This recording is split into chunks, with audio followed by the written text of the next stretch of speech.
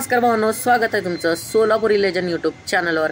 भावांनो, आज मी आलतो पिंपरी चिंचवड येथील निगडी बस स्थानकच्या बाजूला फ्लायओव्हरच्या खालच्या खाऊ गल्लीमध्ये। आता या खाऊ गल्लीमध्ये इतक्या अनएक्सपेक्टेड प्राइसमध्ये एवढं काय काय मिळालं ते जाणून घेण्यासाठी व्लॉग शेवटपर्यंत बघा। इथं तुम्हाला बिर्याणी पासून चिकन 65 पर्यंत ते दाल चावल पासून ते इडली वडा पर्यंत सगळे डिशेस मिळत होते। आणि बिर्याणी तर एकदम कॉमन, आणि बिर्याणीची प्राइस फक्त आणि फक्त 60 रुपये आणि 50 रुपयाच्या मध्ये होती।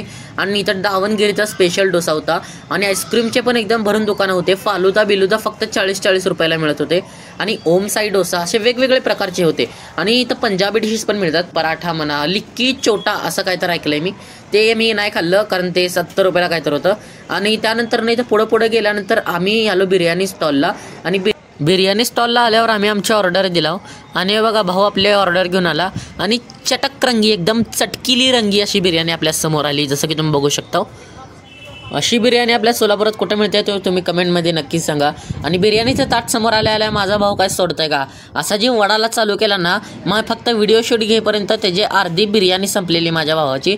आणि त्यानंतर ना हे बघा माझा भाऊ जसं खात होता त्यानंतर ना आमच्या भावाला कम पडलं म्हणून आम्ही मागवला चिकन 65। चिकन 65ची प्राइस तर भाई फक्त आणि फक्त 60 रुपयामध्ये 8 पीसेस चिकन 65 प्रॉपर चिकन होतं त्यामध्ये। आणि ऑब्व्हियसली गोष्ट आहे ना, चिकन म्हणल्यावर चिकनच असणार की। त्यानंतर ना काय आपण काय सोडतोय काय, वडला बुक्का मारला पूर्ण तिथं सगळं वरपून खरपून आम्ही भावाच्या 150 रुपयाला काठी घालून आलो घरी।